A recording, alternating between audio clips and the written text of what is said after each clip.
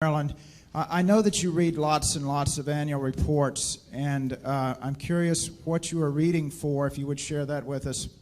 But I'm more curious, because I think I know what you're reading for, if there are any disclosures, any further disclosures that you would like to see companies make in their financial reporting, or that the SEC require in financial reporting or proxies or other communications with their shareholders. And that would be for both you and for Mr. Munger. Yeah, the main thing that they can't mandate in annual reports, I really like to have, I like to know as much as I can about the person that's running it and how they think about the business and what's really going on in the business. In other words, I would like to have a report that would be identical to what if I owned half of a company but was away for a year and I had a partner who owned the other half. When I came back, that he would tell me about what had taken place during the past year and what he foresaw coming up and all of that.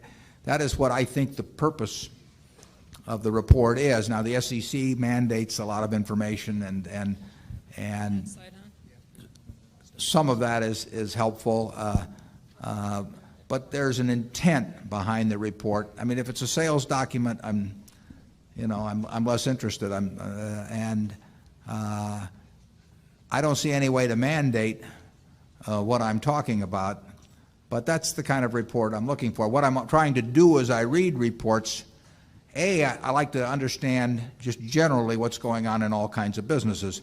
If we own stock in a company in an industry and there are 8 other companies that are in the same industry, I want to own or be on the mailing list for the reports for the other 8, because I can't understand how my company is doing unless I understand what the other 8 are doing. I want to have the perspective of, in terms of market share or what's going on in the business or their margins or the trend of margins or all kinds of things that I can't get unless I know. I can't be an intelligent owner of a business unless I know what all the other businesses in that industry are doing. And so I try to get that information out of a report. If I'm thinking about investing in a specific company, I try to size up their business and the people that are running it. And over the years, I found reading a lot of reports to be quite useful in terms of making business decisions at Berkshire. If we own a whole of a business, I want to own shares in all of the competitors just to keep track of what's going on. And I want to be able to intelligently evaluate how our managers are doing that, and I can't do that unless I know the industry backdrop against which they're working.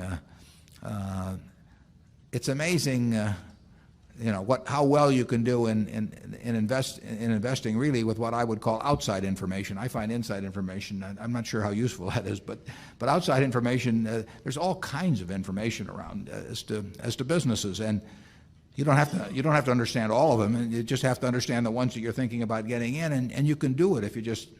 But nobody will do it for you. You can't read. In my view, you can't read Wall Street reports and get anything out of them. You have to do it yourself and get your arms around it.